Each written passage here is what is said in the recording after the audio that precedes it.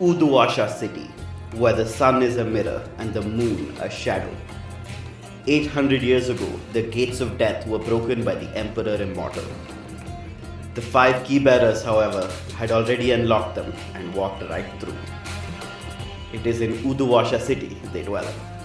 Now, the ghost field breathes next to our reality, lit by the eternal flame of the well of Udu. It is a second skin, a place where thought and will struggle against gravity and light. In other places, the dead congregate in the ghost field, but in Uduasha, the well city, the hell city, they fall straight into the flames. See its glittering districts: Kshitijpur, where the rich plot to buy the horizon; Bunda West, where the refugees of two different nations flock; and Pasarhantu, the vertical maze of market and murder. And here is Udepat, where the ceaseless temple resides. Its inhabitants, a family, a snake, and a god. The temple has stood since before the gods of this world were forgotten. Watch as it turns the wheels of revolution. Welcome to Desperate Attune, an actual play podcast about people who take risks so they can survive against the odds.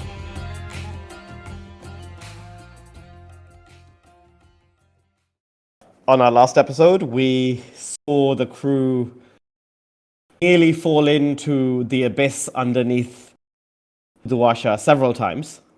Luckily, never so permanently that they couldn't get out. And their god, the Eternal One, or at least its avatar, summoned out of the very rock itself in order to save them. But it was incredibly unimpressed by needing to do this. And as a result, it said that it would be willing to give it one more shot. However, it would no longer speak to or interact with the crew thereafter, and it said that it would shun the crew. And that's kind of where we left it. Snake took the entire crew, moved to the Sanctum Sanctorum of the Grotto of Kingfisher, and that's kind of where we are now. Maybe add why we're there, like what our goal is. Yes, and of course, the reason that we are observing the crew go into the grotto is that we realized that the devotee of the Kingfisher, Freya, who claimed to be a Scotland royal and certainly got on with the Scotland royals who lived in the temple very well, was in fact a devotee of this forgotten god, and that they had unwittingly delivered to the god exactly who they wanted. It certainly doesn't help that in the chaos, Johannes, who had said that they would happily stay with the temple, nevertheless came back from the temple in order to try and save their sister, and managed to beat the entire crew. And so now crew waits for a response from the inside, and Johannes has already made their response irrelevant because they're already inside. And that's kind of where we left off. I think, in fact, you had knocked on the door. And having knocked on the door, you had heard an imperious voice from the inside declare that you must come in. Mm-hmm. And Miraz, who last we saw as a punishment from the snake, is now cursed to, it seems, relive all his past reincarnations, has announced in the voice of a woman, completely unlike his, that the shrine builder has come. And he just opens the door and steps in. You open the door to see a structure that I think is completely unlike anything you've ever seen. Abbas, you are well versed in the history of Uduasha. You've been very aware of the kinds of things that have gone through its history. when you look around, what kind of era of Uduasha's history do you reckon this was originally constructed in? What about the grotto suggests that construction? So in terms of era, I mean, if we're saying that this is the lair of Forgotten God, I think we should therefore say it's fairly old. And I think to tie in with the fact that we've got the map, I think maybe just something about the geology. Like these are old rocks, like and you can tell like. Like I think Abbas can just tell from the way that the layers of the rock, or like how it's. I think this place has been carved out of the rock. Ooh, And right. there's some clue that absolutely. And he can tell like just from the weathering, maybe like like this place has been around for a very long time. Yeah, maybe even since before the gates of death were broken. I think there's like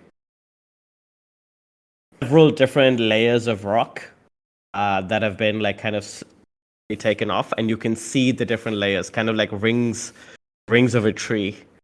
This place is very disconcerting because there is no light in here. All of you can see as if it is perfectly lit. In fact, all of you can see as if it is perfectly lit by flame of the well. But know that the flame of the well cannot extend down here, because if it did, then it would not be possible for the ghosts that are there in this place to exist. And in fact, ghosts do exist in this place. You can see them right now. Vickers, you are extraordinarily resistant to the kinds of supernatural horror that can overtake some people. I think you're best placed to tell us what is most disturbing about the ghosts that you see here. First of all, Vickers will not realize they're ghosts because she brought protective equipment and she has her night vision goggles on. They're just normal goggles, but they were sold to her as night vision goggles, so she's not at all surprised that she can see in here, you see. Oh, great. Fantastic. Okay. Also, I still have my lantern. Yes. The seller did a yes. fantastic job. But what is disturbing about the ghosts in here, I think, is that, okay, we know that they're tied to... We established that at least a lot of them are Skovlanders. And so I think that they are marked by the disaster in Lockport. I think that's a cool way to tie them to Joan's backstory. So Lockport is basically an industrial hellscape. It has been destroyed by pollution. It has inflicted horrible wounds and injuries on people there. And I think it is similarly warped the ghosts. And this is probably something that the Railjacks are aware of, that the ghosts from Lockport have been physically tainted by the industrial waste and the pollution and Leviathan blood and so on. And so I think whereas most ghosts have this whitish, bluish electroplasmic appearance to them, these ghosts are faintly pink. It's like there's this taint of blood drips floating through them. It's kind of like blood dissolved in water. And they have this like pinkish blackness to them. That's terrible. I love this. This is really quite bad. Great. Okay. I think that we can in fact see that perhaps when we think about the ghost that we saw at the ghost of Boudin, who was Joan's friend, I think we begin to make some connections because the way that it kind of became more solid and became more in flesh, maybe now we begin to see that like it was that weird pink taint of the Leviathan blood that was also permitting that to happen, right? And I think that like there is this sense as you look around that one of the reasons this room is pitch black is that if there was any light in here, normal people would be like, that's a fucked up ghost. And they would lose their entire minds. It's good that, like, that's not a problem. You say that, but as Miraz steps in, Miraz raises his lantern and shines a light out. Excellent. Miraz, why don't you tell us that the light of the lantern reveals? Obviously, one of them is this weird ghost stuff, but what else about this place is revealed by natural flickering burning flame was not revealed earlier? I think So just give me the geography again. Like, just it's a room, right? Or is it Sure. more like a? Yes, so it is a very large room. I think that it is made out to look like a throne room. You see Freya at one end, a regal cast to her features, kind of in the classic like way that I always imagine like fairy tale kings looking, which is kind of like one arm on her chin, kind of bowed, her crown, which she wasn't wearing when she came to see you, but is certainly wearing now, quite heavy. But her head is not quite bowed, but it is straining under the weight. The throne itself is made from, I think the stone that it is made of is revealed under the firelight to be like this very black basalt or sea stone or something of that nature.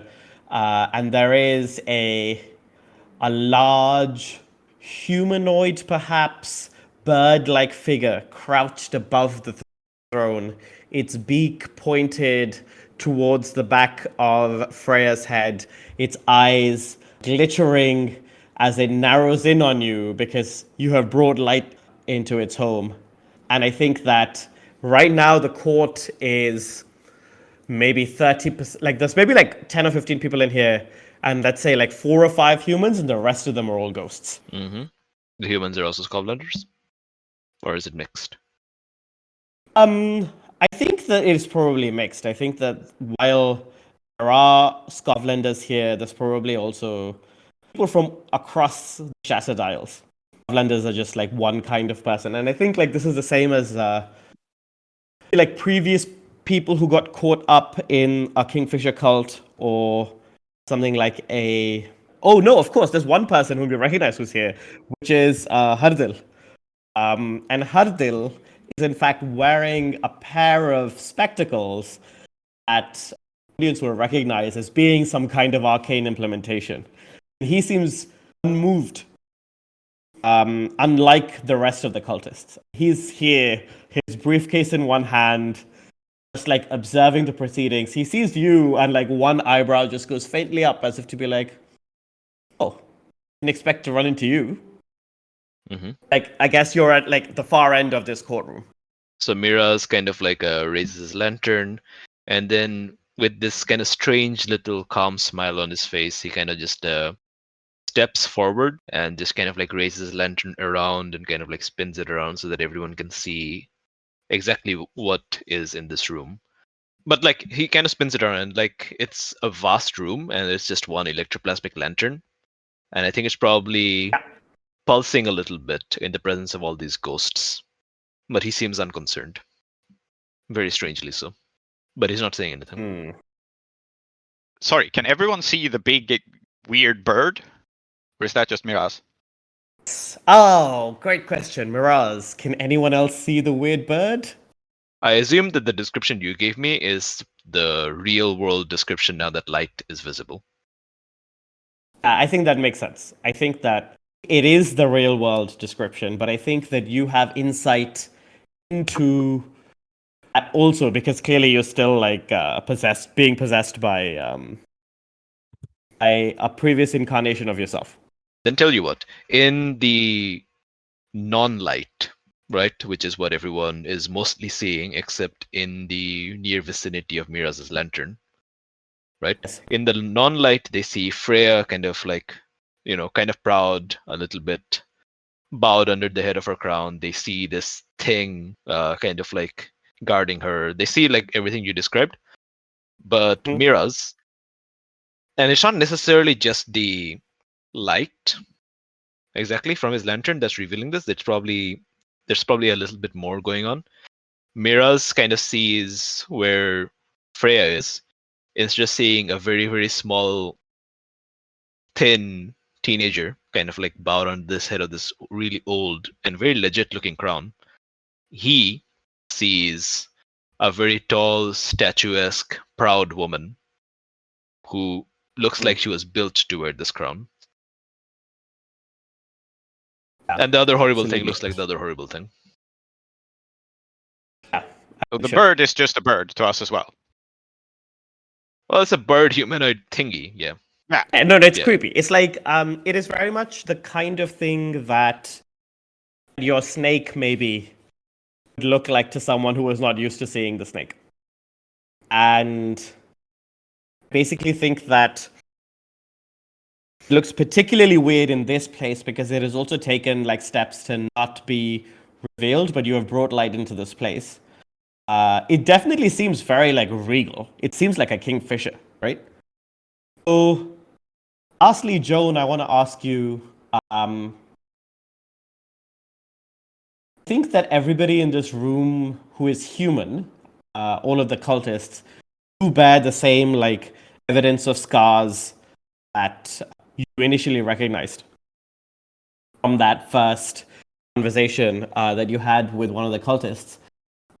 In this place, I think those scars are reacting quite strongly to the presence of the kingfisher. What do you think that looks like? So we're talking about the kind of fear scars, right? Yes. Yes. So mostly it looks like those scars tend to look like withering or the effects of extreme stress. They make people seem older than they are. And in a normal place, you might see them, you might find them to make someone look frailer than they would be if they hadn't been exposed to ghosts. But that apparent age here in the presence of the kingfisher has a completely different effect. And in the same way that it makes everything around it more regal, it looks like we are stepping into an audience of ancient kings. Yeah. Now you see two of the people here, people you recognize. It's Maud and Johannes, who of course came here before you. And they have also taken on this regal cast to their bearing. And you cannot see any of that doubt that they held within themselves when they first came to you. It seems now that they are fully committed, being rulers. You see Hardil definitely on guard. I think this is something that mob lawyers are like badass and so on, but it's not like you turn up in the grotto of a forgotten god every day, right? Mm-hmm. I think the last human person in the grotto, apart from Freya, is of course Marion. Marion seems haunted in a way that you've never seen her before. Actually, no. Let's say there's a few more people because, as we discussed, these people with these scars, some of them must have existed. So there's a few more people that you don't recognize. The kings and queens and monarchs of Scotland, on the other hand, the ghosts that exist here, all of them, I think, are seated along the walls of this grotto. Each and every one of them, their eyes glowing somewhat pink, and each and every one of them focused utterly on you. I think Freya says, "Visitors to our grand hall. We're not expecting you. Welcome. Please enter." Vickers will shaking off her clothes and her protective gear and say, "It's awful nice of you to give us shelter. You know, these tunnels are quite dangerous." Alright, so just out of character, remind me. So Hardil is Munna's lawyer, and he was tracking Freya, was he?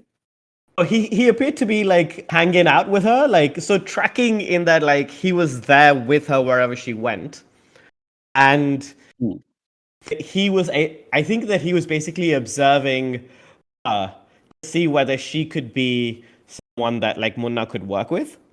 And I don't think that even he necessarily thought that she was fully involved in this cult stuff. I think now is probably that happened a few days ago, so he's probably gone back since, and now he's really getting into it. Now he's really oh, I see. Okay. So he was maybe not negotiating, but with Freya, in Freya's capacity as the leader of the Scotland kind of revolutionary movement, not as Freya the cult figurehead. Yeah. It's a bit convoluted. I've got a handle on it now, I think. All right. Yeah, so I think that you say this about like it being dangerous, one of the queens that's along the side will say, "We have defended our home from those who would seek to attack us. It is meet that you have met us through the entrance that is designed for such a purpose." I think she's kind of saying, "I know you're trying to sneak in, because Johannes definitely told us you tried to sneak in." Is this one of the ghosts? Yes.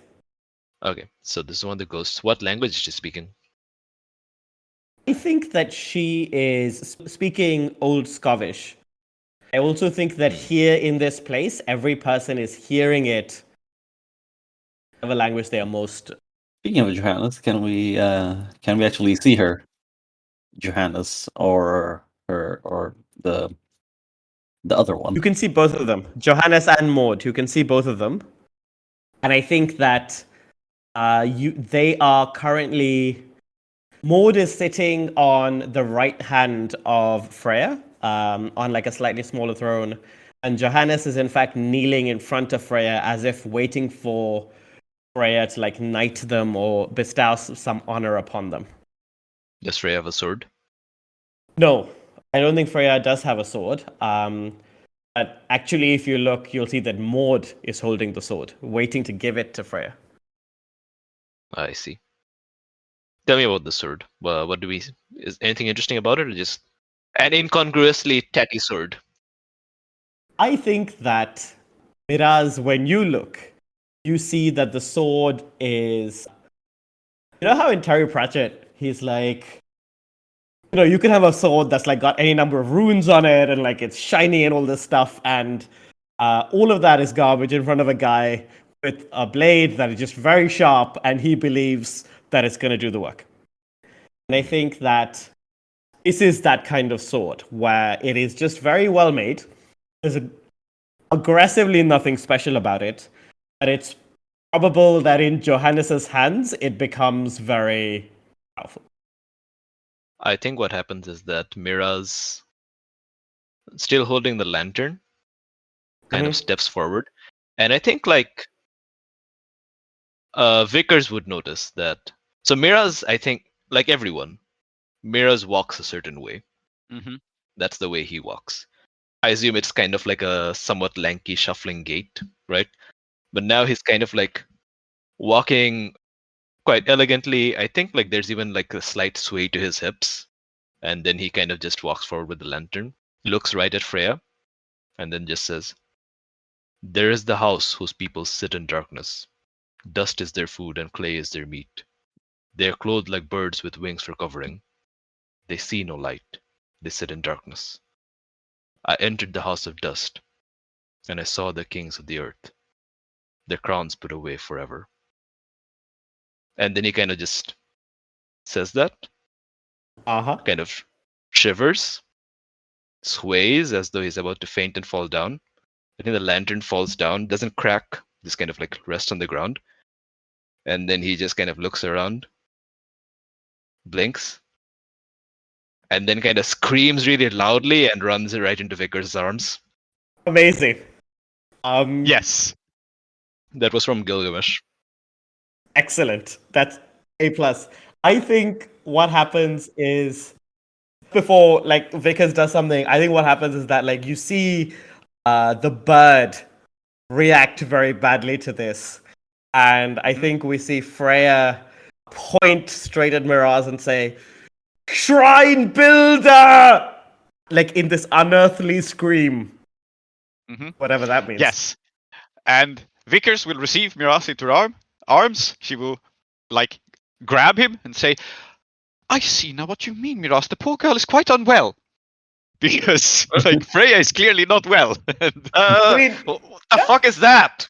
And then he points at the bird. Yeah, Vickers looks up and looks at the bird too. He goes, "Oh, is that not part of the local fauna?" That bird doesn't look well. Oh dear. I mean, it really doesn't. It's very sickly. Yes. Yeah, I think he needs a minute. Yes, I think Vickers will hold him to steady him, and look at Freya, who's shouting. And I think Vickers would just cut back, like, "Do please calm down. That can't be good for your nerves, young woman." I think this seems like the perfect moment for Abbas to shine. Yes, Yeah. it I does mean- actually. Something needs to happen right now, otherwise all of these ghosts are going to converge on Miraz, because you just casually turned up and recited very badass but very like pointed poetry at them. Hmm. All right. I don't know how open are these people to just having a chat with. Because I'm not really sure what else Abbas can do here. Well, do what Abbas would do. Doesn't have to be the sensible thing, right? Yeah. All right. Let me see. Okay, Forgotten Gods, Shrine Builder. Like there's some clues here. Let me see if Abbas can remember something. Oh yeah, you're probably much better placed than I am to know what the fuck's going on with me. Yeah. So I'm gonna try to put together what you just said, and the Kingfisher demon and reaction, and see if I remember anything useful that might help us in this situation. It's probably gonna be a study roll. Yeah. Yeah? Take an assist from me, I guess. That I'm very stressed. Just seems reasonable. You are in a desperate position, Yes. and I'm going to be very straightforward here. If you take too long to do anything, you will be mobbed by several very powerful ghosts. But it's fine. Abbas has been putting two and two together. He's got a free action of thinking. Yeah. Yeah. This is just I don't know, looking for some kind of inspiration, something just to click. We'll see. We'll see where it goes. But yes, it's also reasonable if what he's thinking, we just get killed. Yes. Yes, I mean, that is the problem here. Desperate standard, yeah. Standard effect. He can piece this mystery together at least. Oh, yeah, for sure. This is not like a particularly arcane mystery for Abbas. I think anyone else, it would be limited effect, right? Okay. Who is Shrine Builder? What's going on? What's going Yeah. on? All right. Miraz, you said you were assisting? Well, the way I'm assisting is I'm being Shrine Builder. Or I was being Shrine Builder. Mhm. Now I'm being Okay. very scared. Okay, I'll take a bonus dice for that. Let's see what happens. Oh my God. You rolled 3 dice and you got 3 ones. Well, I mean, Incredible. You're immediately confronted with the recollection that Shrine Builder is a bad thing to be, and then we die. So, of course, you've read about the Shrine Builder. The Shrine Builder is the title given to the oldest priest of the Eternal One. As they came to Uduasha, or the place that would become Uduasha, in aeons past, and it's the title given to the person who built the temple, or so they say. And what that means is that a ghost that is thousands of years old has apparently possessed your nephew. And that's terrible news for you. Like, you still get information, you just like do not hear what you want to hear. The second thing that happens is that as this is happening, I think as Freya is pointing to you, Maud unsheaths the sword and hands it to Johannes, and you see one of the monarchs that is seated along the edges of this grotto enter Johannes and possess them fully. You see Johannes themselves now transform.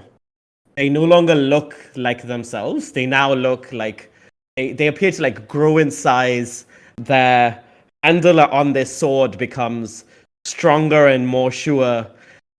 And while each of you is now being directly attacked by a ghost, Johannes has also now become a person of like a great warrior of the kind that like they don't make anymore.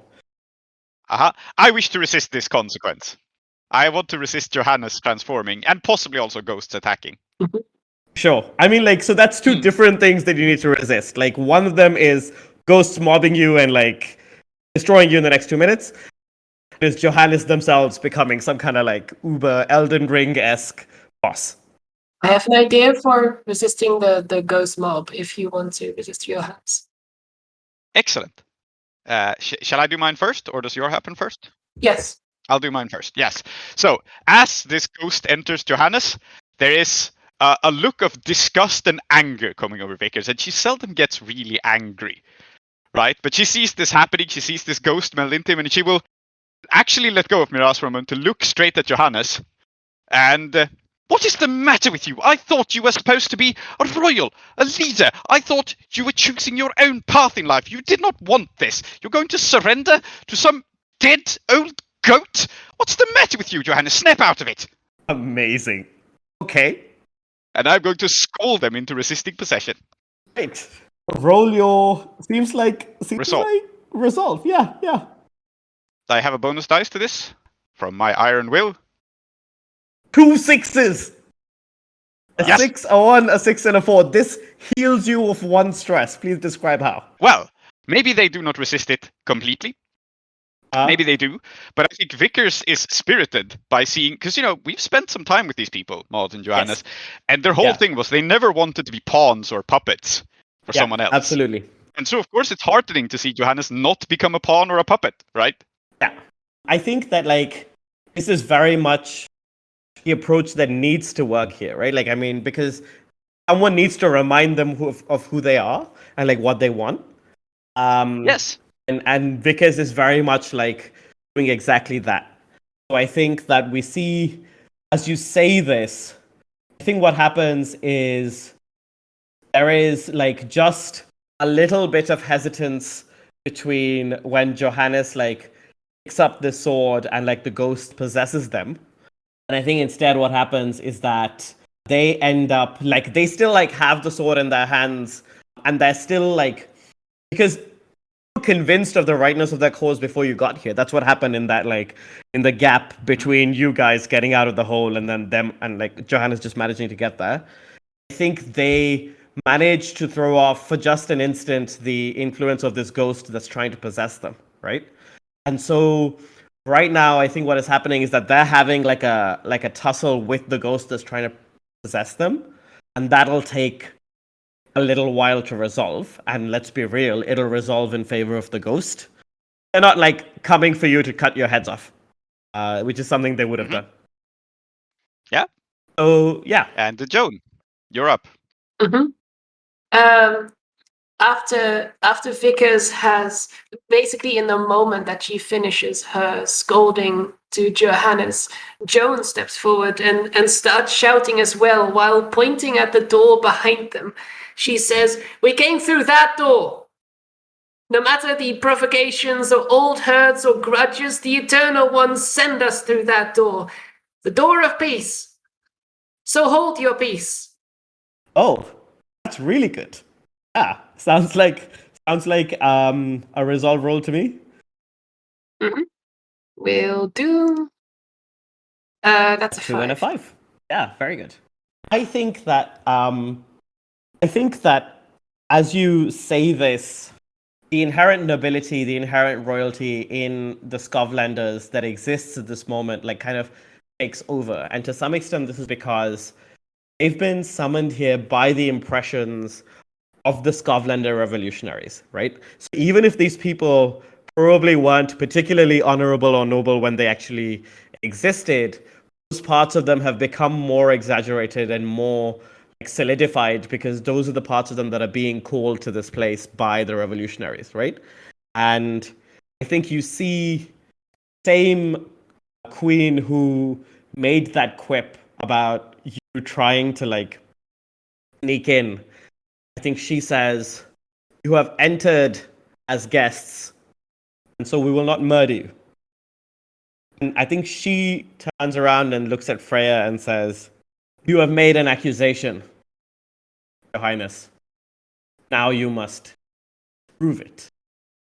And Freya will stand up, and in front of her, Johannes and this ghost are still fighting. And you probably should interrupt this because I think Freya will before she does anything else, complete the merger of these two beings before addressing why she called Miraz Shrine Builder, or the Shrine Builder. May I have this one? Or does anyone else have something they want to do? I feel like I have sort of momentum vis-a-vis Johannes, but Go I don't want to... Sounds good. Okay. I think Vickers is still quite incensed, and she will just step up to Freya. And talk to her. So Johannes will have to continue their struggle alone, but I'm not letting Freya interfere. And I think she's still quite incensed. She steps up to her and she says, "Freya, I have not known you for a very long time, but I do wish you listen to me, and listen to me quite well. This world is full of old men and old women who will exploit a young person, exploit them mercilessly. And I have the feeling that these dead people don't have your best interest at heart. Okay. And I'm going to try to reach out to her. Yeah. Like, I'm going to show her that she is a young woman being exploited by the old. Right. Okay. You're in a desperate position. Yeah. Does that start at 0 effect? Yeah, and I think you are starting at 0 effect here. Because you are not just Yeah. trying to reach out to Freya, you are trying to reach out to the high priestess of a god that has completely possessed this woman in this moment. And you are in its sanctum sanctorum. But there is a person under there, right? Correct. It's not impossible. Uh-huh. It is 0 at the moment. Perfect. So I will mark Arcane Implement. And the Okay. reason why this works is that I'm wearing the snakeskin adornment of our cult. And they are imbued with the writs of the future. And I think the writs of the future are one of the things that this nostalgic god trying to bring back an old world is particularly vulnerable to. Okay. All right. I think Abbas can assist here. Mhm. Uh-huh. I think it's in a good place to maybe say something along the same lines, because Freya, when I first met you, I saw a woman who was looking towards the future for her people. Where is that woman now? Come, lead your people forward. That's interesting. So you have met Freya. Yeah, we have, haven't we? When we Yeah, we met Freya, but you weren't there. So this means you met Freya before. no, we In but some other I haven't. context. Oh wait, did I not meet Freya? There was the roof wall. Oh, that was Marion. But I think it's cool if you have met this woman before. I think we Yeah, should yeah. stick with it. Yeah, absolutely. Yeah, sure. Okay, there we go. I have met Freya before. Interesting. That's Mhm. interesting. Are you using red right hand then to give me effect as well? Well, why not? Okay, so bonus Oh, die man. and effect. Excellent. So that brings me up to desperate standard. Yeah, you are at Yeah. Can standard. make her snap out of it. Yeah. Uh-huh. Cool. And I will push myself for a bonus die as well. So that's command, desperate standard, 2 bonus dice. Great. Yeah, and obviously this is command. Like Yeah, no, it can't I be will anything hear no. else. Yeah. Yeah, Yeah. this is Vickers telling her to snap out of it. Oh my god. 2, 2, 2, 3, 4. I succeed thanks to Abbas's help. Yeah. Uh, So I think you managed to get through to the girl underneath. And I think the thing that gets through to the girl underneath, because it was Abbas's help, is this memory we have of meeting Abbas long before any of this happened. So Abbas, when did you meet Freya? And presumably you met her before, like, what happened. So, like, tell us something about, like, what was that like? So when I think maybe not too long ago. Mhm. So do we have a timeline on or like how old Freya is, or like how? Yeah, she's like, not very old. She's what, like 17 or 18 years old? And I think she probably fell into the Kingfisher's Grotto or the clutches of the Kingfisher, like, not very long ago at all. Maybe, like, at most 3 months. Yeah. I was gonna say that. Okay, so the Scotlanders, this little this movement, I think they're probably regularly getting into trouble with the Imperial forces here, Mhm. and Abbas would have I guess what do you call it, anti-accuracy, solidarity, possibly marched with their movements, right? They probably also get in trouble with the local authorities as well. Maybe no one else knows this, but it's also possible that Abbas and Freya met in a jail cell. Oh. Like, Abbas hasn't done any Interesting. revolutionary anything in a long time, right? So, like, That's why he got fucking caught as soon as he even did anything. yeah, very fast. Fucking Yeah. amateur. Yeah. So I think you did meet in a jail cell. I think it helps that, like, you are currently right now in something that feels very much like a jail cell. And you see Freya kind of, like, just for a moment stop, and the hold of the Kingfisher upon her, which until now has been absolute, like, lessons for just a moment. And she, I think I want to continue my conversation with her, but describe to me what happens. yeah, I think she just says, hold. As she kind of, like, says, I would hear what these guests have to say. But as she says this, the god does not take this lying down, and I think recognizes you, Vickers, as the prime cause. And Yep.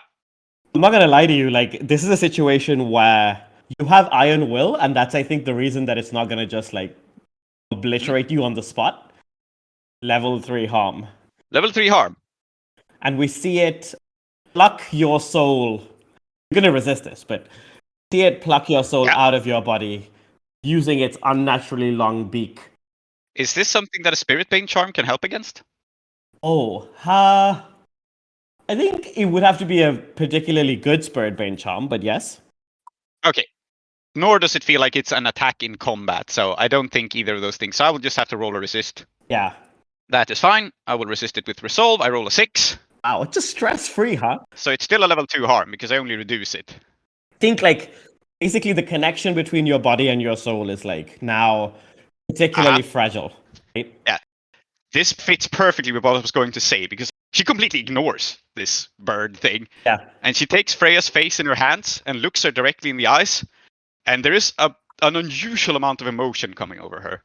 Mhm. And she says in kind of a low voice to Freya alone. This is not shouted to the whole room. She says, "Little sister, I know what it is like to have a legacy you do not want. But believe me, little sister, your soul belongs to you and no one else." Wow. Okay. Yeah. That's a roll? Uh-huh. Desperate, great.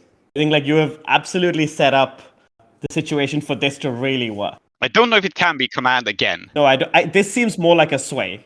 I actually think it's consort. Yeah.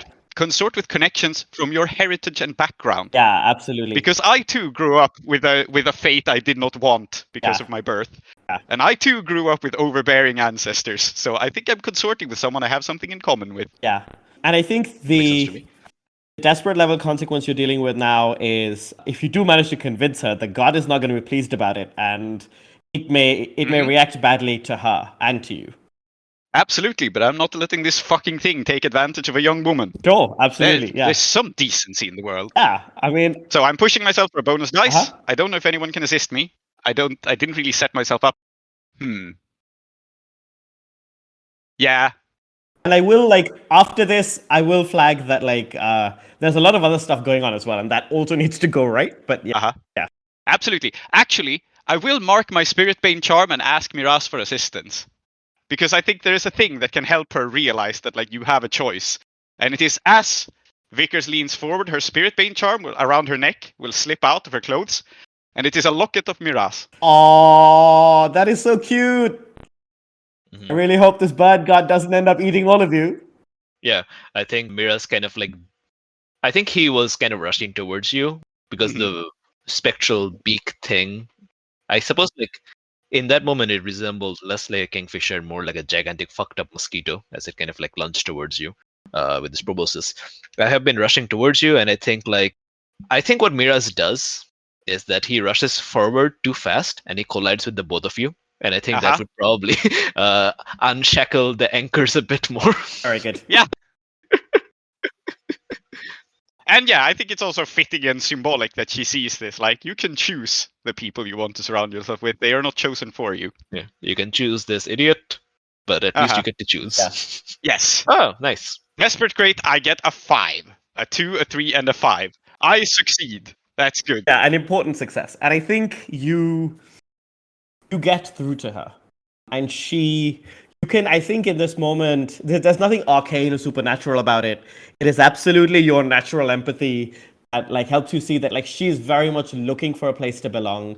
And she found that place, or something took advantage of that need and seemed to fill that need.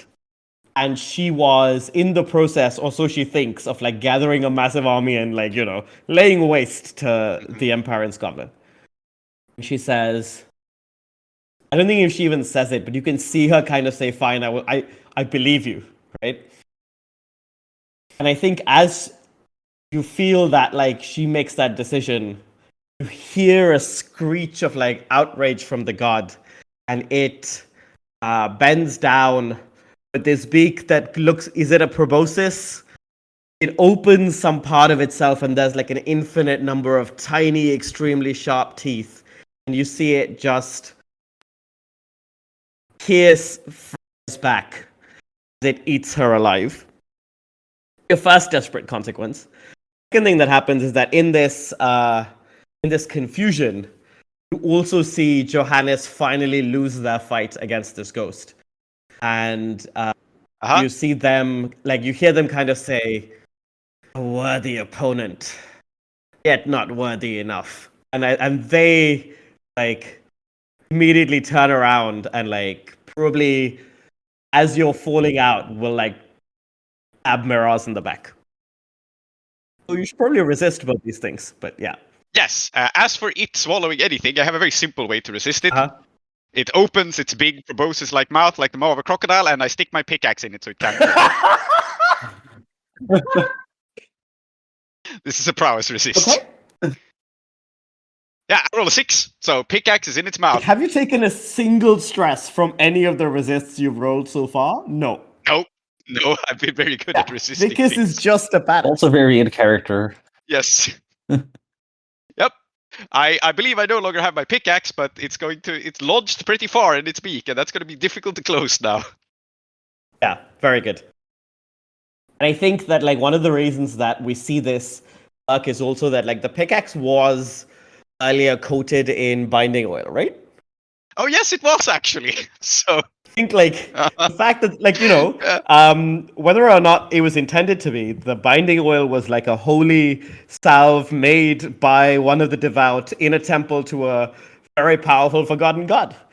Exactly the kind of thing that would end up working in this way, right? You see this god shriek again, and this shriek is physically painful for everyone to hear. Like, including these ghosts, I think, lose a bit of the, like, the materiality of it. A couple of the people who are in this grotto with you, the Skovlander revolutionaries, fully pass out.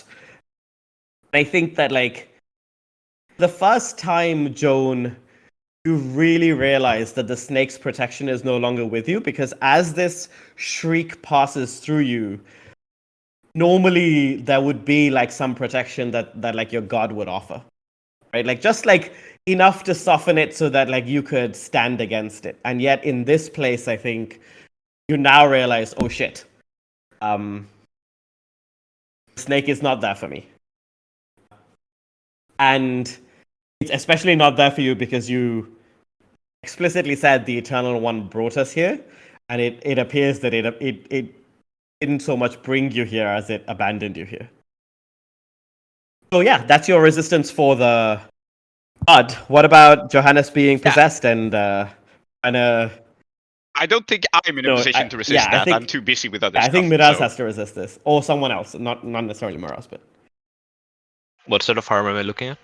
Again, I mean, we're at desperate here. I think this is honestly level 3. You can tell me if it's, like, unfair, but you are clearly, like, you are falling over, and this is like a master opponent. I think the only reason they're not, like, just straight up murdering you is that Johannes is still somewhere from within this body trying to, like, resist this ghost's possession. And it's going to be, you know, like an expert trying to just, like, pierce you through the back into your heart and then say, well, very good, time to murder everybody else. Yeah, no, it's just a bit hard because there's tons of things happening all at the same time. We aren't getting that many opportunities to act as well. Like, there's a lot of narration. Mark armor resist this, and then I think you have the initiative. Yeah. I don't have armor. I have okay. like expended all my. So I think I'll just resist with prowess and just try not to die. Is Johannes coming to, like, is Johannes being possessed by the ghost and then coming to kill Miraz? Yes, that's basically what's happening right now. Yeah. Both Okay. those things have happened. Oh, all right. Also, like, Abbas or Joan could try and protect you. So it wouldn't have to be that you should resist. No, Yeah. I don't mind doing the resistance. I'm just saying that a lot of things are happening, and there should be, I think, more opportunities for us to do things. Like Johannes getting instantly possessed and us not actually being able to, like, you flagged that was happening, but we didn't have an opportunity to actually do anything about it for a while. I would actually, if it's okay, try to protect Miraz and either interrupt the ghost possession or get its attention away from him, if that's still possible.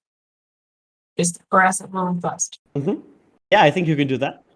Yeah, if you want to interrupt the possession, that's fine. Yeah. So I think Joan feeling the leaves of darkness and stone all around, and the complete abandonment by any higher power, is back on the train in a very familiar situation, and sees, perhaps projecting her own hopelessness, sees the hopelessness of someone who is possessed by a ghost who they have like no chance of resisting. And as has been done on the train, she knows that there is one way to save someone like this, and it's more mercy than saving. Mm-hmm. So she goes up, she rushes up to the ghost, rushes up to Johannes, and takes out the electroplasmic pistol and points it at their head. Mm-hmm. You want to get out of here before I destroy it? Oh man. And she is going to fire, but I don't think that's possible to do as part of the resistance roll. Yes. I think your resistance roll will make sure that Miraz takes no harm here. Because you will be in that place, and then you can roll to see whether you can kill the ghost / Johannes before you take any harm. Yeah. Cool. This is resolved. 2 5s. Rolling, and it's a 5 and a 5. That's 1 stress. Mm-hmm. And I think what we see is, so the way that I'm imagining this is that Johannes was on these like the steps up to the throne, right? And Vickers kind of like dashed past them as they were struggling with this ghost, and Miraz also dashed past them, and they were kind of like towards where the throne is. And Joan basically manages to catch up to them before they become fully possessed and like do the thing that they wanted to do. And Joan, as you point this gun, and you see Johannes turn around, and maybe, I don't know if you imagine this or if this is true, but you can see from somewhere deep inside Johannes's eyes, some part of them just saying, anything is better than this, right? But then you see from behind them Maud suddenly crying out because she hadn't realized that this was on the table, and God has left its imprints deep in her, but not so deep that she's forgotten how much she loves her sibling. And so, yeah, like you can do this. Like I think your eyes meet Maud's as she realizes you're about to like just go 100% murder a sibling. I want to clarify something though. People can survive electroplasmic ammunition, right? It's fatal to ghosts, but I don't think it's necessarily It's not fatal. necessarily fatal. Yeah, but like... So it's not a guaranteed death sentence for Johannes, but it's obviously pretty bad, like to have it directly applied to your skull. Yeah, that's what I was going to say. Like the point blank range is not very encouraging, right? I imagine that these are like kind of hollow bullets with electroplasm in them. That's not particularly better. Yeah. No, it's not particularly better. I'm just pointing out that electroplasmic ammo is actually survivable for a human to take. So it's not definitely the case that Johannes will die, but it's on the table. Absolutely. All right, yeah. So, I mean, this could be a bunch of things. This could be ambush with close violence. It could be prowl. It could be skirmish. It could be a wreck. It could be hunt. I think I'm going to assist. I'm going to go, John, catch! And I'm going to throw a vial of electroplasm towards you. And I think it's going to crack on I think I'm going to say John, catch, but I think I'm going to miss, and it's just going to crack all over Johanna's skull. Oh, this is like an expert roof ball throw, right? Like where you're like, this is like you aim and then fire, and it like hits exactly where it needs to go. I'm trying to throw it to her because I want it to be like, well, you're using electroplasm plus electroplasm equals more electroplasm equals more power, something, question mark. Okay. I don't know. Okay. But it has a similar effect, even though I miss, and it cracks all over Johanna's face. Okay. Now at least Johanna is covered in electroplasm, and maybe you can do something with that. I said you're still in a desperate position. Anything less than a 6 and Johannes will die here. Mhm. But you can do this. And I guess your goal here is to like destroy the ghost. Yes. When facing a ghost, you have to inure yourself against grief or sadness or loss. And Maud will have to learn that Yeah. as far as Joan is concerned. But in that moment where they meet eyes, she still decides to leave a little bit of a chance for survival and aims at his body rather than his head. And then empties the entire clip. Great. I mean, if you're willing to be out of electroplasmic ammunition, I think that's like a classic devil's bargain to get yourself another die, right? Because there's still a bunch of other ghosts. Yeah. Things could still go wrong. Mhm. You're out of ammo. So, What's my effect? um, I'm rolling prowl. yeah, let's say desperate well, I mean, you're unloading the entire kit. Fictionally, it seems like you should move to great effect here. Okay. And I think great effect here means that you will definitely like completely destroy this ghost, right? But really now, anything less than a 6 and you will like, Annis will not be in a good way. Yeah, absolutely. And I have 8 from Yes. Miraz, right? You have 2 So- bonus dice. Prowl with two bonus dice. Oh my god. It's definitely A 1, not a 6. a 2. It's a 1, a 2, a 1, a okay. 3. So it is unacceptable for a professional railjack to allow sentiment to prevent them from doing what needs to be done. And yet that's exactly what you've let happen. Because I think as you point the gun and fire into Johannes's body, you realize that I mean, the ghost doesn't care about the body. The body's just a vessel. Maud sees you fire once, twice, and completely empty your magazine, and the ghost just kind of stands there and takes it. Doesn't blink. And then, like, raises their sword in like a two-handed grip, looks at you and says, "That's not how you do that." And I think in one single strike, it comes straight down at you, kind of like cleave you from head to toe. Mm-hmm. And to be honest, I think this is, you should resist, but I think like what is on the table here, several level 3 harms is now a level 4 harm. Let me think about that. Yeah, getting chopped in half is a bit of a level 4 harm. Yeah, That's fair enough. yeah. I think, yeah, Miraz has been like, he's been very mobile. He has no idea what the hell is going on, but he does know. You don't have to think about running and just throwing things and running, right? So he threw the thing and he was also running. So I think I'm going to tackle Joan out of the way. Mhm. If Vickers also wants to tackle me out of the way of Uh-huh. I don't think I can at the moment. Like Vickers absolutely would, but it makes no sense because she is still confronting the actual bird. I will say Joan, I think, can mark armor as well, which is fun because it keeps you in the action then. No, because I'm out of armor. I'm out of stuff. Well, not only am I resisting, I'm taking it. That's what protection does, right? Oh That yeah, is what- that's protection does. So you take a Yes. level 3 harm. Okay. Yeah, unfortunately, not much I can do about that in this moment. I really want to, but Mhm. I don't think it makes sense. Get down, Mr. President! Oh my god. And I don't know, I guess, do I get knocked as the sword kind of swings down? Does it?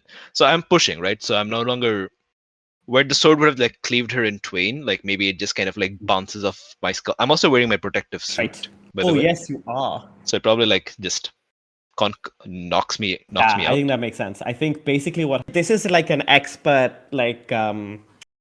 a ghost thing, right? So I think what you do is you push Joan. The ghost immediately redirects. Doesn't quite have enough time, and like I think with the hilt of the sword, just like bonks you over the head. Right? Because famously, the point of helmets is to like save you from edged implements. So I think like it makes the decision to just bash you with the hilt, and you kind of crumple lifelessly to the floor. Not actually lifelessly, just it's because of the force of the blow. But here's where things get very Uh-huh. spicy. as Miraz gets knocked on the head and loses consciousness, Miraz also suddenly kind of like jerks into motion and then grabs the sword and then tries to snap the blade in half. I gotta say, I'm going to push myself to act Aha! as Shrine Builder. we gotta come up with like a really cool special ability, I think, because it just seems so fitting. Yeah, but for now Yeah, you're for just sure. pushing yourself to wreck, right? Yeah. Mhm. I mean, this is Oh, possible. 100%. You can grab a blade and snap it in half. It's just going to be, and especially I do have like protective suit, which is not the Yeah. same as armor. Yeah, absolutely. Yeah. It'll probably fuck me up, but if it should work, let's see. If it works, it works. And like, it's not a special arcane so- blade. It's like a very nice blade. It's a fine sword, but it's not like a uber made out of Leviathan bone, you know, kind of thing. Yeah. This is why, kids, you use an axe to decapitate This is people why you instead. use an axe to decapitate people. Swords Uh-huh. are very You're right. fragile. I really want to assist you. I don't know how. I do, however, have an idea for Abbas, but let's resolve this first. Yeah. You are desperate standard, absolutely. Okay. Desperate standard. I have already pushed myself to act, but I can push myself for an extra dice, or I can I take a can devil's give you a bargain. devil's bargain. And I will Mhm. start a clock, and I'll call the clock Shrine Builder Awakes. It'll be a 4 o'clock, and I'll take it once. Mm-hmm. Seems fair. Yeah. Shrine Builder takes over, maybe something. We'll see what it So the means. reason that I didn't say takes over is that I don't even think takes over is the most dangerous thing that it could do to you. I think like genuinely worse if it like whispers in your ear and makes you Yeah. Yeah, I have some interesting ideas for this. Let's see if I survive very it. good. Mhm. So, Devil's Bargain, Shrine Builder Awakes, sure. Yeah, so you have a +1. Oh, very important. 2, a 2, and a 4. Ooh. Mhm. Yeah, I think what happens is you see Miraz stand up and wrestle with Johannes almost effortlessly, like kind of just like grab the sword. It's good that you're wearing the protective armor because otherwise your hands would be like completely bloodied up. Just wrench it out of Johannes's grip and break it in half. Just genuinely that simple. It's On my knee. right? On your knees. Yeah, on my knee. That's the Mhm. best, I think. Yep. On your knee, yeah. But I think, And then I fall down. and as you, Well, whatever consequence happens also happens, yes, of course. because I think the consequence here is before you crumple, the shrine builder, while still in your body, turns around and looks at the bird and says, "Eternal One declares war upon you. Run and hide. From your ashes, we will build a new temple." I think I want to resist this, actually. Not because I don't want to go to war with Kingfisher, because I think it's cool, but I have a fun way to resist this. Because I am where the Kingfisher is. And the Shrine Builder turns to look at me. And as I understand it, the Shrine Builder is some sort of past incarnation Right. of Miraz, right? Yes, This is very yeah. complicated, but at the Yeah. same time a ghost, but it's also a part of yeah. Miraz's past. And so I think, yeah, we are obviously destined to be together. So the Shrine Builder will look at me and recognize their long lost love. Because we were lovers in a past incarnation Excellent. as well. Okay. And I'm resisting this by being despicably beautiful. And I think what the Shrine Builder kind of like looks at you and kind of reaches sort of fucked up glove hand out where there's a little My bit of blood God. showing and just kind of just says, "Vulture." Yeah. And I roll a 6, so I resist this just fine. Of And Vickers course. has no idea what even just happened. But I have already worked out the names Yes. of who you guys were each in your past Amazing. lives. Yeah, please share this with us after the Vulture. session. I will take it. Incredible. So yeah, I have resisted this. And I have an idea for something that Abbas could do. Unless you have an idea. So I don't know. No, shoot. Go ahead. So their forgotten god is all screwed up and everything. But you have some sort of connection to people who like do magma tunneling and stuff, right? Oh, yes. Well, yeah. Yeah. So Yeah. I'm thinking if you had some way of getting sacred fire into this tunnel, that would probably fuck up all the ghosts' protection from the well. Like, we shouldn't forget that these may be old and powerful ghosts, but this is a city where ghosts get drawn into a literal falling star and destroyed. And you know that the proportion of this place very well, and where all the magma and lava flows. So maybe you could do something with that. Maybe I could, except I don't have anything I don't with me that I think can actually help create the tunnel. You can just flash back to that. You gotta find Oh, lightning. and you've got to find lightning hook. That's true. All right. Oh, wait a minute, you've got to find lightning here all this time, and you're doing anything about the ghosts? I mean, it does not have to be even physically destroying it, right? I'm just thinking we have a fallen star like right next door that destroys ghosts in like a city-wide area. Even if you can just make some sort of symbolic invitation of it in, it should help. And again, you hung out with people who knew fire intimately, so. Plus, you're a holy man. Maybe you don't need holy fire from the star. Maybe you can start some yourself. I'm just throwing it out there, right? That we shouldn't forget that holy fire is absolutely a thing that would work on these ghosts, and I think something that Abbas would know. You are a cult of holy fire, to be clear. Like, you are a cult of like the eternal flaming wheel and so on. So there's definitely several angles here. Yeah. One angle could be that I know an occult ritual that can possibly create. It can recreate like some aspect of the Uduash's fire in a local area. Yes. You should probably get the pyromancer ability when you have a chance, but there's tons of ways you can like recreate this, like with just. The angle I was going at is that this cave is clearly warded, and if you have some way of sabotaging the wards, pretty much. But arcane implements has like things that you can do that with. I do have arcane implements. I always forget about items. Let's see. Yeah, you know what? What I was thinking is if I have the ritual ability, which I can have because I was due for advancement. Right? The ritual could be the ritual ability could be to recreate Uduash's fire, which Abbas usually uses for lighting his hookah pipe. But okay. Yes, amazing. Absolutely. Okay. Yes. You should. Yeah. All right. Okay, I have it now. Okay, so it's like your ritual ability is just pyromancer on like massive steroids. Yes. Excellent. So no, that's amazing. Yeah. That's perfect for a ritual.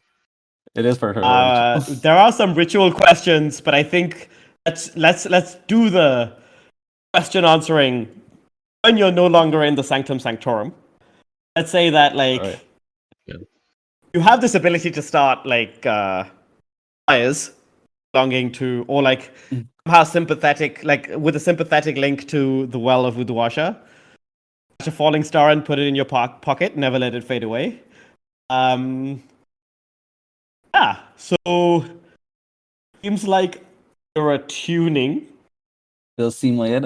We can say that like Abbas is wearing his the temple attire that I think is enough for the ritual. Like it's got the symbols he needs for the arcane symbol he needs for the ritual to happen. All right. Okay. I think there's just one thing. I think for rituals, especially like this sort of thing, where you're going to produce like a big effect across the largest area, there's like a stress cost that comes with that. I don't normally do rituals. Yeah, so neither do I, but that's basically like a magnitude cost, right? So the way that it works is if we say that, it is enough fire for a small room, a few minutes, that's about 2 stress. But it's also like, if you look at tier and quality, the well itself is tier 6, legendary or devastating. I would say even for a fraction of that, that'll cost you a stress, right? So like a total 3 stress, right? I would put it at 3 or 4. Yeah, but it can be reduced, with sacrifices or drawbacks or stuff. Yeah. So sure. It doesn't have to be that much stress. Really, it's a question of whether I want to trauma out at this point. Yeah, you should. Join the club. Yeah. And like, Yeah, exactly. what is better than to trauma out the first time you set the Sanctum Sanctorum of a rival god on fire? Of course. Yeah, you know what? I'll take the stress cost. So, Attune, desperate, you are... Yeah. Can anyone help me out here at all? I literally can't. Yes, you literally can't. I feel like maybe Joan is in a position to help here. I had the dumbest vision in my head now of Abbas like taking out some flame powder or whatever from his pocket and looking menacingly in a cool manner at all these ghosts and going, "Twinkle, twinkle, little star." I was really picturing Abbas, this old man in his robes doing the Oh my God. Kamehameha. Yes.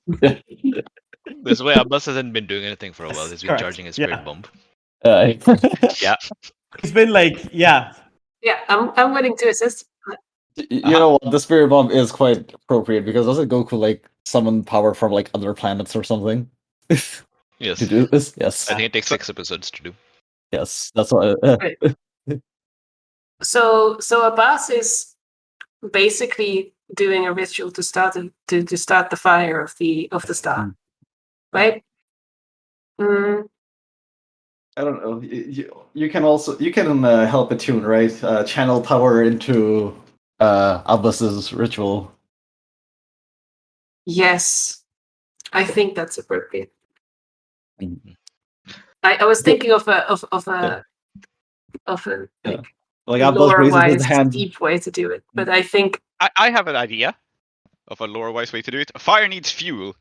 And maybe Joan has some snake skins, some prophetic snake skins that are very dry and brittle. Yeah, very good.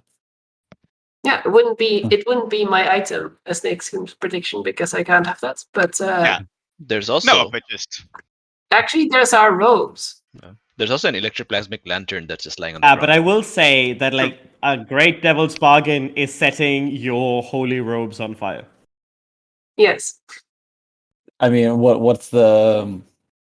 Well, I mean, they were made from like this special kind of silk that you got from Morrisim and so on, right? So, like, you can't replace them. Oh, right. yeah, you would probably have to replace your arcane implements Mm. because like they are Yeah. your arcane implements. All right. Okay. An important question for position and effect here. Miraz is currently in some sort of symbiotic relationship with a ghost. I don't think he's like possessed as such. Something weirder is happening. So if there's going to be a ghost burning star thing being channeled in this room, I think Yes. that puts me in grave danger. It doesn't have the happy accident of like, oh, just removing Shrine Builder from me. What a wonderful thing. No more. That problem's gone. I think that problem is here. Because I Yes. think that if you wanted to grab Miraz and run, this would be a good time to do that before the ritual kind of took Yes. off. Yes, I do, Yes, but I also fair. want to save Freya. So the question is, but let's resolve Abbas's ritual first, if that's okay. We can resolve it first, and then we can get back to what Vickers is doing. Yeah. I will say that like it is likely that this probably makes that clock that we started, Klow, much more dangerous. So, good luck with that. Yeah. Let's see. All right. So now, So you're attuning with Yeah. what position and effect, and you have 2 bonus dice, one from assist and one from. Yeah. You also spend 3 stress to do it. Baseline. Yeah. and unfortunately, I do have first degree ghost burns, which gives me less effect, so I have to do something to. Well, you were at great. You are summoning the fire of a star. So if you go down to standard, that's still standard effect, which in this case would be starting a fire in this place. I think with great effect, you would have like, it would be fucking inferno. It might even be a good thing. Hmm. It's only standard. Yeah. All right. Okay. Yeah, if you have items you're still carrying, you can That's mark true. an item for effect too. Set your book on fire. That seems. Yeah. Well, it's just. Or. It's one of those. You have a grimoire with the ritual on, and you have to consume it to cast it. Maybe I don't know something. like that. I mean, preservation of books. It would be the book that we got in episode 1, but that might be too much. Oh no, I love that idea. It's the Yeah. book we got in episode 1. Okay, so we're back at great effect. Okay, just a question. What happens if I've got 3 stress markers left? Like, what happens if I take more than that? Does it just roll over? Like, Yeah, it does. Wait, you don't have to push yourself. You have a Devil's Bargain already. You already have 2 bonus dice. Yeah. You Alright, can't right, get okay. more bonus dice. Nor can you Alright. get... I guess you could push for extreme effect if you wanted to. No, I think great effect is fine. Extreme effect might actually kill us. So, It's true. all right, let's see if this even works. So there is Abbas. He's got his hands raised towards the stars. He's gathering the spirit bomb, and I think we said that he sets his own robes on fire too, right? The car's too much for him to handle, and he yelps as he sets his clothes on fire. And it turns Yes. out he's like fucking ripped. Yes. And then with a little yelp, he just throws it into the, he's like, oh god, oh, it's hot. And he just tosses it into the center of the room. I was going to ask you what badass thing you say as you unleash your power, Yeah. but it But it's just... And so blows out our brief candle. I named the disciples of the Ceaseless Temple thus, with both their given names and taken. Soumithri, called Tree. Zoheb, called Klow. Prince, Emma, and Aadiyat, called Soap. Intro music, Jalandhar by Kevin MacLeod. Outro music in Kiravani Ragam by Srinivas. Blades in the Dark by John Harper and Evil Hat Productions. Iruvian playbooks by Johnstone Metzger. Follow us at Desperate Attune on Twitter or email us at desperateattune@gmail.com. Support us at kofi.com/desperateattune.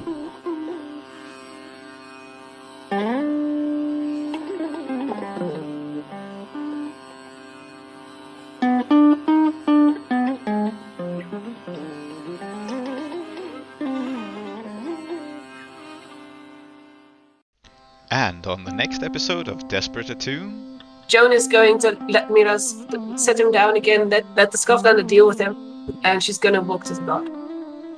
As you do, we see Marion kind of like come with you, and she says, "I'm to bury this fucking thing." Mm-hmm. Because she's also been like completely like taken in by this being, and she wants her piece of revenge. There is no response particularly to Marion, because when she looks to Joan, Joan is green-eyed and growing, and she speaks in a hissing voice. You yourself have brought this, Kingfisher. You yourself have declared war upon the Eternal. A foolish thing. The Eternal is far larger than anything, as per its definition. And any opposition will be swallowed. And she unhinges the jaw and God. is going to try to eat its physical form. Okay. Going to eat a god that is on fire.